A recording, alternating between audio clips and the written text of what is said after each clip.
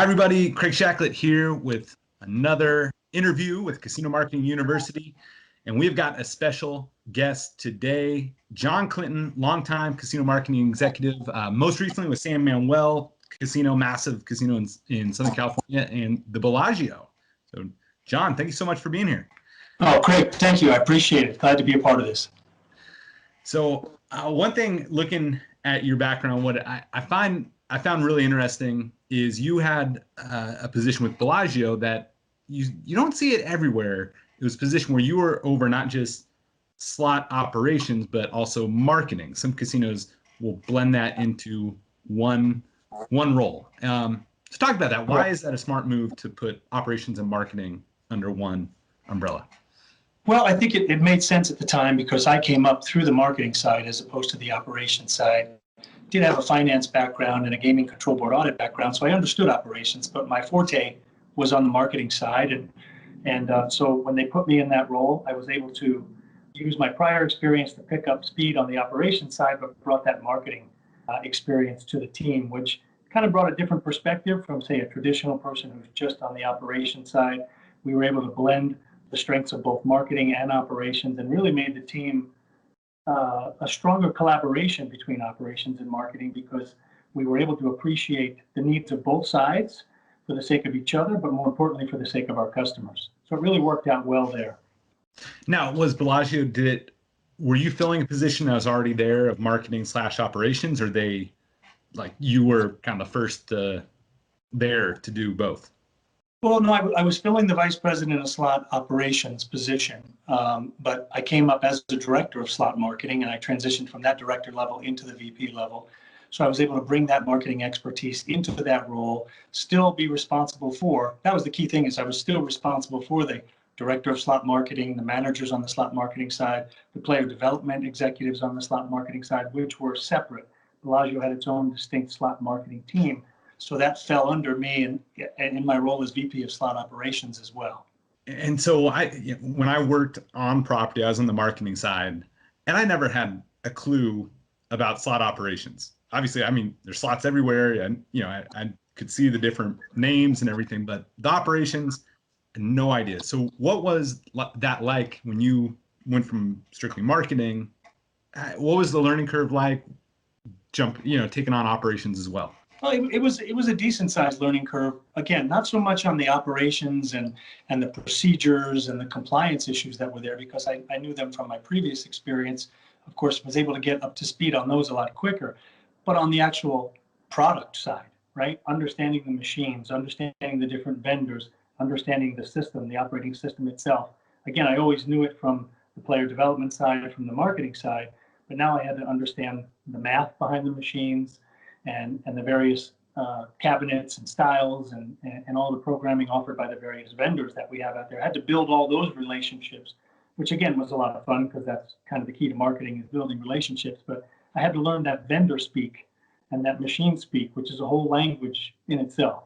But I had great vendors that I worked with, and then I had a great operations team that held my hand, didn't let me look too silly on any given occasion, and made me a lot smarter pretty quick. So that was the biggest challenge, was on the machine side. And I do want to get in your background a little bit later because you have a super interesting route.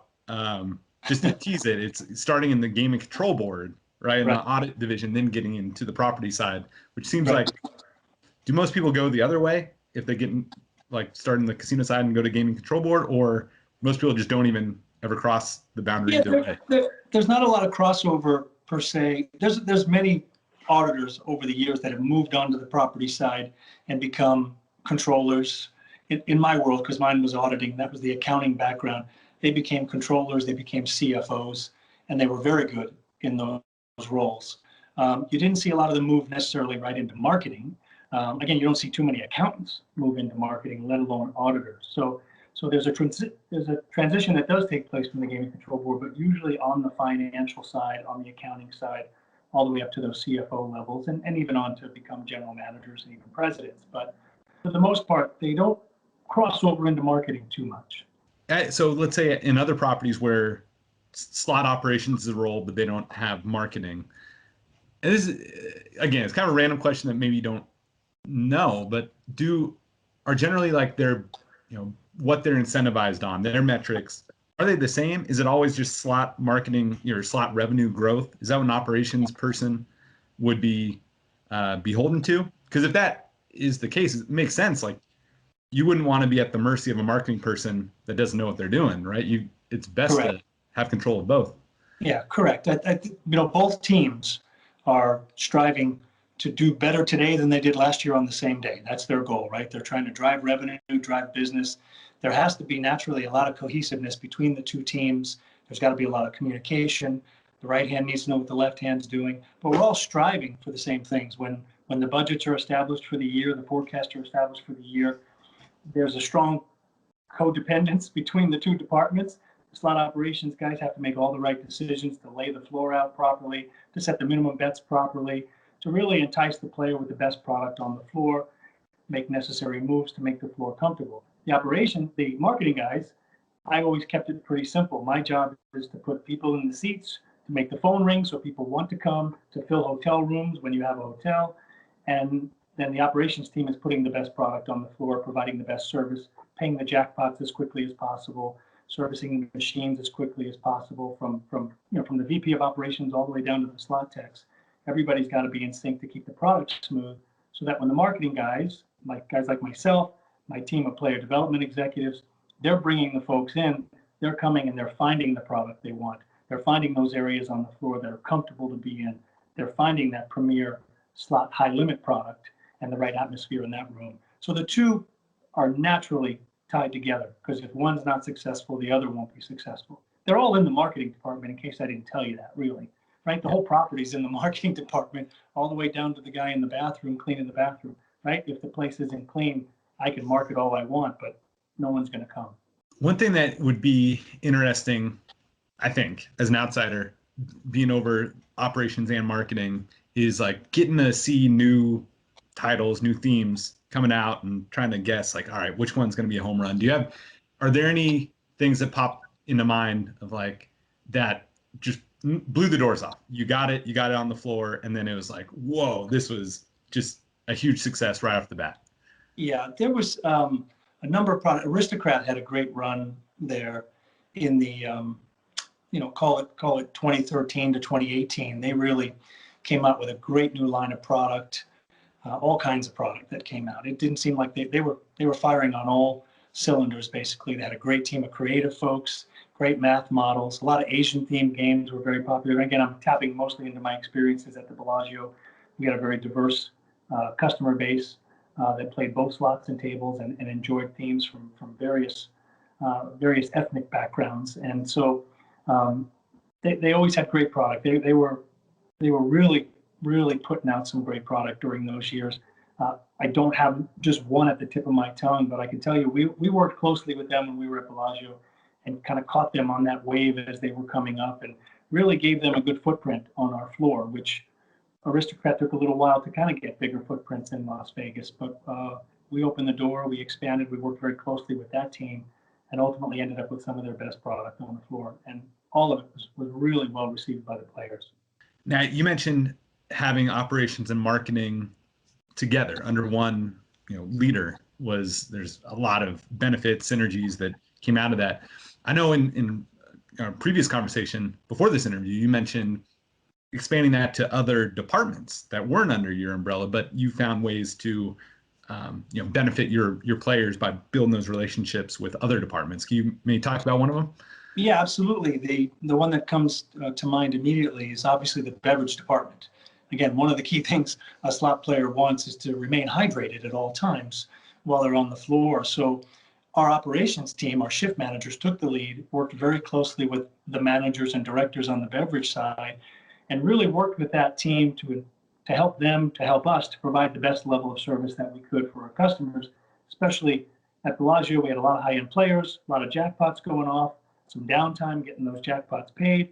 You want a cold beer, you want a drink in your hand. Who do we turn to? We turn to the cocktail waitress and the beverage team. And what they did was they worked together to make sure they were all speaking the same language. Their zone 1 was our section 1. Their zone 2 was our section 2. For a number of years, we were each speaking different language, not really understanding the business levels in one area versus in another area. so that each team could be on the same page with one another. So that was a big thing that my operations team, again, thinking a lot like marketing and great customer service folks, really worked closely with that team to bring them back, to bring them all on the same page so we're all talking the same language. A lot of times it is about talking the same language and understanding where the needs of the players are, which is the most important thing. Nice. So, like we've been talking about Bellagio, where you ran slot operations, slot marketing, which, as many people know, Bellagio is one of the most spectacular hotel resort scenes in the world. I mean, it's awesome. Yeah. And then, so you went from there to run casino marketing for San Manuel, which in its own right is absolutely beautiful property. I haven't had the pleasure to visit yet, but they don't have a hotel. So how are you able, or what was that transition like, going from, hey, come on down for 4 nights in the suite, whatever, to marketing, I guess, day trips? What was that like? It was absolutely amazing. I mean, they were two different worlds in many ways, especially on the marketing and the promotion side.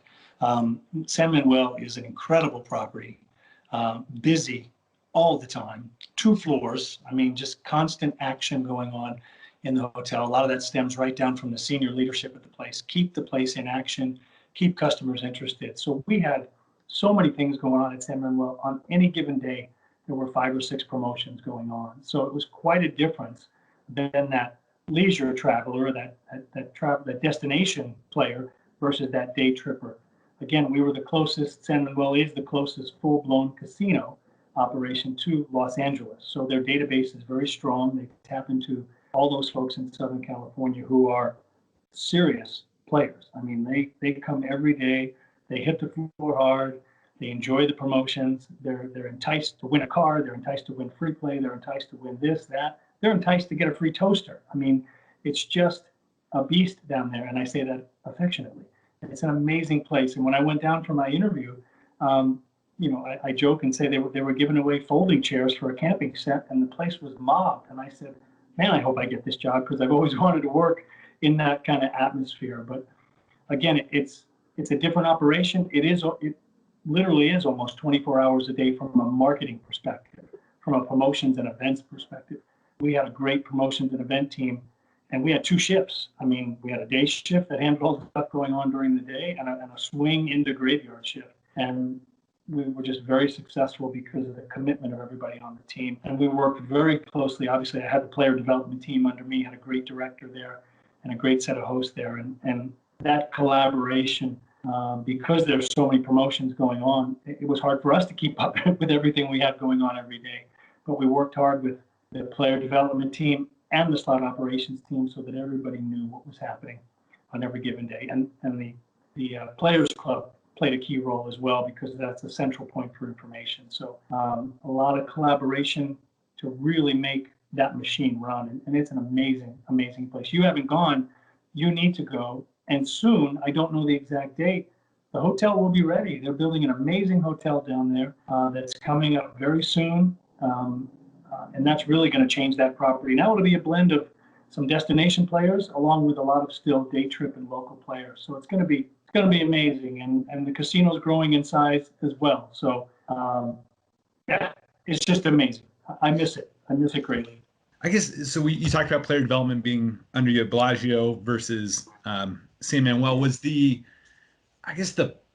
planning or the marketing window? I'd assume it would be a lot shorter if you're driving day trips. Maybe Bellagio, you're calling players, booking them out maybe 3 months in advance, or Right. several weeks. Was San Manuel more just days in advance, or what was kind of the mindset of your player development team?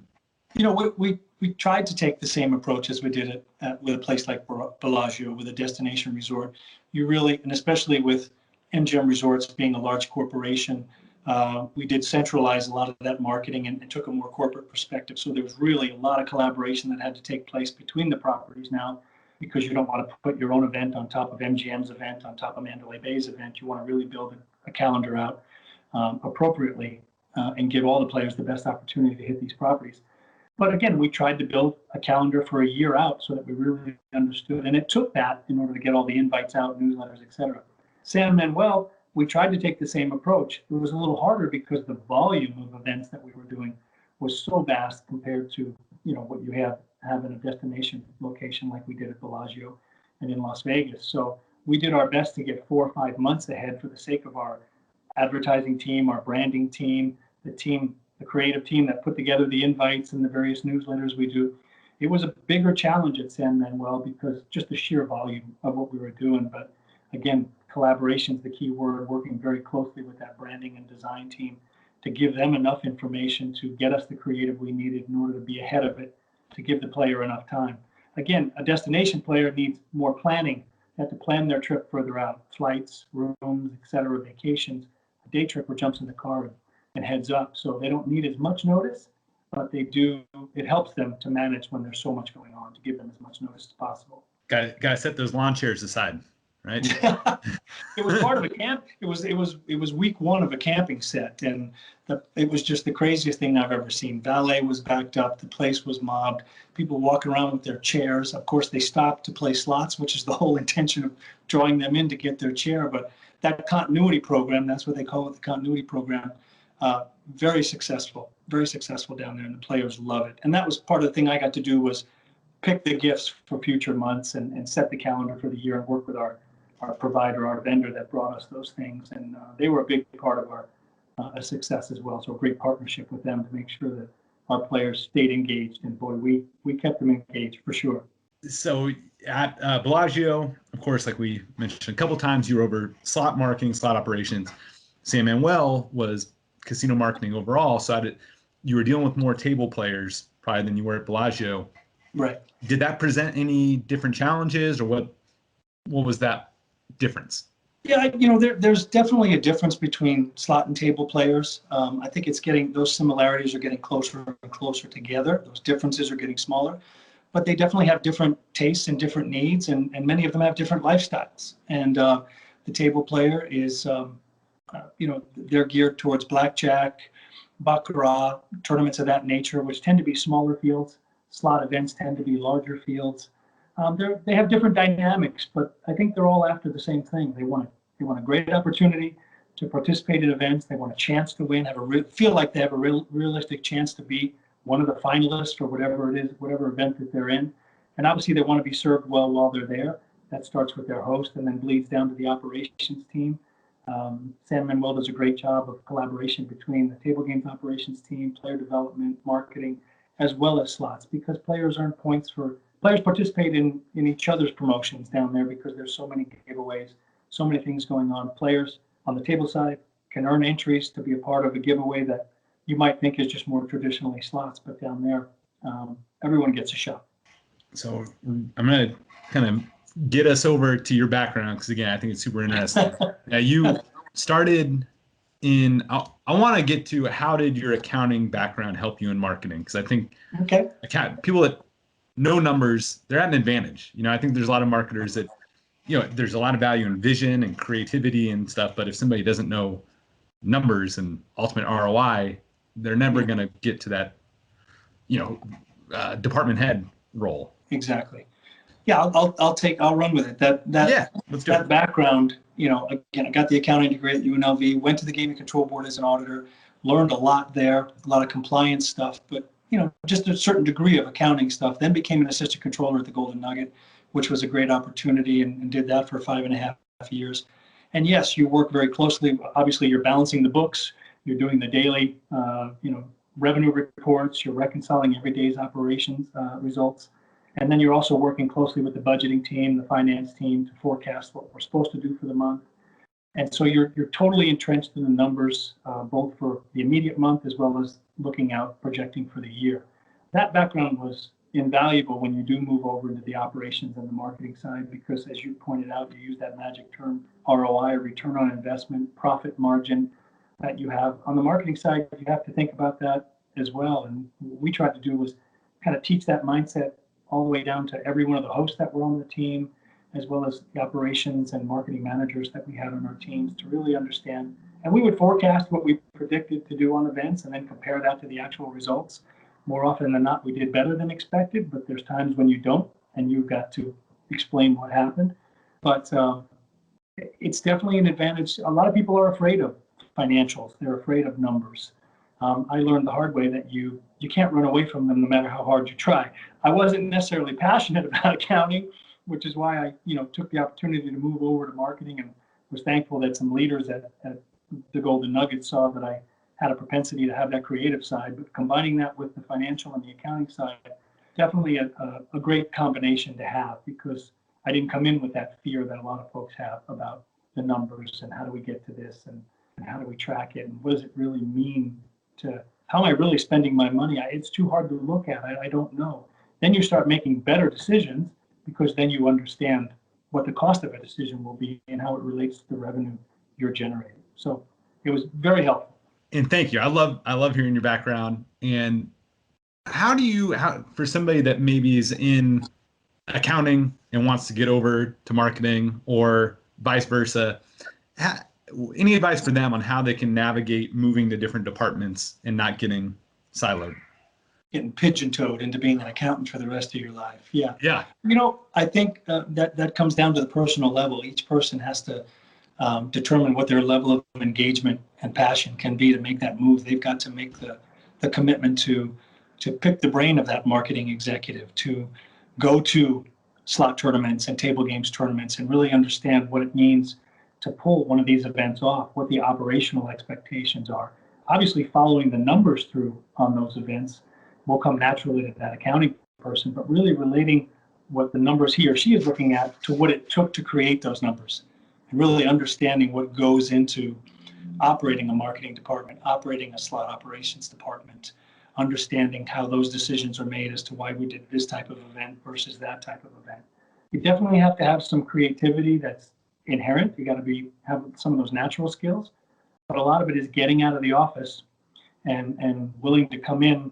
A lot of accounting jobs are in the real world are 9 to 5, 8 to 4, except during tax season. But in the casino world, they work longer days, but then they've got to make the decision to how much they want to invest and attend the marketing events and pick the brains of those marketing executives to really understand the why as to what they do. And I think that would help them be able to make those moves. One thing I feel like some people just get it naturally, or it comes more easily to some people, is making that personal connection that you touched on with people in a different department, and just kind of being bold about asking questions. Because I've heard some people, I'm like, why just go talk to somebody? And they're like, well, there's not a job opening at the moment. And yeah, maybe do you have any advice for people that may feel a little shy, reticent to talk to somebody in a different department? Like, how can they open that conversation? How can they make that first step? I think I referred to it. It's like showing up. You need to show up to some of these events and things that are going on, and that's where you can start to introduce yourself to some of the people that are on that side of the world in that marketing role. I think like anything now, everybody's really looking to find, and it's not always easy, is to find a good mentor. Find somebody who is willing to spend a little time with you. And I think sometimes you have to formally schedule that, and then you have to be brave enough to ask for, listen, I'm looking for a mentor. Would you be willing to fill that role for me? I won't take up too much of your time, but I'd love the opportunity to have a cup of coffee once every 3 weeks, even once a month, just to tap into those folks. And sometimes, I tell you what, I learned more about marketing and hosting by going to lunch with my brother-in-law, who was an amazing host, and we worked together at the Golden Nugget. And I would just listen to him on the phone in between bites of sandwiches, address his players, be transparent with them, explain how the system works. And a lot of times it's just being nearby to listen and then slide a question in here and there. But I think a big part of it is just being brave enough to put yourself out there and ask for that. And sometimes it may be your accounting boss that has to help you transition into that relationship with that marketing person. But it's definitely worth the effort if you have an interest. You'll find out if you have an interest. Your interest, you might have thought, hey, I really want to go do this. And then you spend a couple of days attending on your own time and seeing what these people really have to do their job. You might rethink it, or you might be 10 times more excited and saying, this is what I really want. But you got to expose yourself and show up. That's the key. I think people are going to get a lot of value out of this. One thing I've heard people talk about, like one of the difficulties of a mentor-mentee relationship is maybe the mentee is enjoying it and they want to keep it going, but maybe they're too shy to schedule the next meeting, or they don't know how to be a good mentee because they go in like, should they come with questions prepared? Should they they want to make the most out of the busy mentor's time. So any tips on how they can be a good mentee, and then also how to keep getting the next meeting scheduled with? Right. Yeah. Is definitely coming prepared. There's no shame in having a list of questions in front of you, and taking notes is expected, not frowned upon by any means. Nobody expects you to learn, especially a new skill you're trying to get, and memorize it all and not write it down.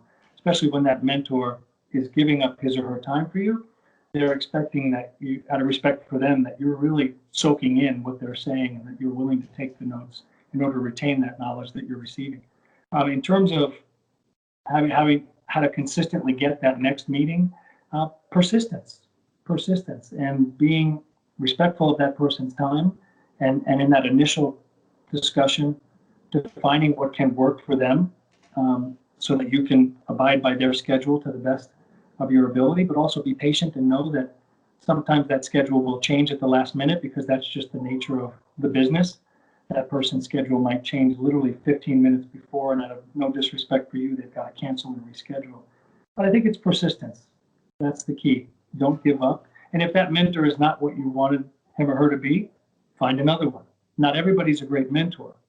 Obviously, you want to maybe do your homework and kind of get a feel for who the best person is to talk to, who will take the time to coach and mentor.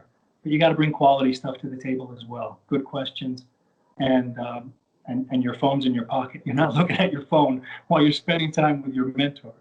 Now, they might look at their phone, but you've got to come ready, willing and able, ears open, eyes open, and ask good questions. Yeah, that I learned that definitely the hard way. I remember getting a lunch with somebody, and I just went in unprepared, to be honest. I was just kind of like, all right, well, tell me what you know about this. And guys basically like, hey, listen, a-hole, like, I'm a busy dude. I got better things to do than just dump my brain on you. So it was kind of I'm glad I got that lesson. I'm glad it was as direct as it was, because if he sugarcoated it and just kind of blew me off the next time, I wouldn't have had that lesson. So I appreciated his directness, and I definitely carried that with me my whole life. Yeah. The boss or the bosses, that person, that senior person, the one thing they don't want you to do is waste their time. And again, I'm guilty of it as well. You know, we're all guilty of not being prepared, not asking the right questions, not responding quickly enough with new ideas, and you learn from that. But the last thing that you want to do is give them the feeling that you're wasting their time in any means, in any way, in fashion. And that's a tough lesson we've all learned over time. But like anything, practice makes perfect. You just got to keep showing up and going in and getting better each time. And there's no shortage of materials out there via LinkedIn, articles that are out there on how to best approach a mentor relationship as the mentee in order to get the most out of it. So sometimes you got to study and research before you go in order to get the best out of that 15 or 20 minutes that you might have. Well, John, this was so much fun to talk with you. I guess I know we're coming up on the half-hour mark, but you got any thoughts on, it seems like we're starting to come out of the pandemic, a lot of positive news coming out. What do you foresee in the casino industry over the next 6 months? Yeah, I was actually talking with my son this morning about this, and I think, the vaccines, we've known those have been the key, and we're getting more shots in people's arms every day. That's going to be the thing that enables people to jump on airplanes. For most people, it takes an airplane to get here. I think Vegas is going to rebound extremely well. I really do, because I think there's pent-up demand. Unless you live in an area where there's a San Manuel or a tribal casino that you've been able to go to every day, but you haven't really been able to come to Vegas the way you want to experience it the way you want to. We're starting to open up some of the medium-sized shows. It's just a matter of time before the headliners are back. And I think this town is really going to bounce back in a big way. We've got Resorts World getting ready to open up. So anytime there's a new property in town, that draws people in, because you just got to go see it, and you want to see it as soon as you can. So there's a lot of excitement that's coming back to town, and I'm seeing more airplanes flying over the city, so that's a good sign. We're starting to see that trend, but I think it's going to come back in a big way. This city has proven to be extremely resilient, and that's because the people that live here are resilient, and they're very good at serving people. And I think people really want that out of their hospitality experience, and I think they miss it. So I think we're going to see they're going to flock. They're going to flock, and I think our city's going to ramp back up and be ready for it. So I'm very bullish on what's going to happen. I'm with you. I'm with you. I can't wait for travel to come back. I actually just finished we took our first family trip in a year. We went down to South Florida for the weekend. Just loved it, and it felt like back to normal and is very refreshing. So I hope Vegas is back there soon. Yeah, the whole country needs it. So, and what better place to come to blow off some steam and get back into action than Las Vegas? I know there's a lot of hotels and a lot of employees that are talk about waiting with open arms for people to come back. This city's ready. And just excited about it. Excited about it. Well, John, what's the best way people can get a hold of you if they want to pick your brain? Well, listen, I'm on LinkedIn, like most everybody else. My email address is there. There's a phone number there. Anybody can reach out at any given time or message me via LinkedIn. I'm persistently on it, trying to stay up with the industry as things are going. So anybody can reach out. I'd be glad to help, set up a phone call, whatever I can do to help anybody. That's probably the best part of the job is being coaching and mentoring to that next generation of executives that are coming into the organizations now. And that was my favorite part of the job. So if anybody needs, reach out. I'll gladly schedule some time. Be my pleasure. Well, John, I think anybody listening got a ton of wisdom from you, and I know I did. So thank you so much for your time today, and let's do it again soon. I appreciate it. Thank you, Craig. Thank you. Have a good one. You too.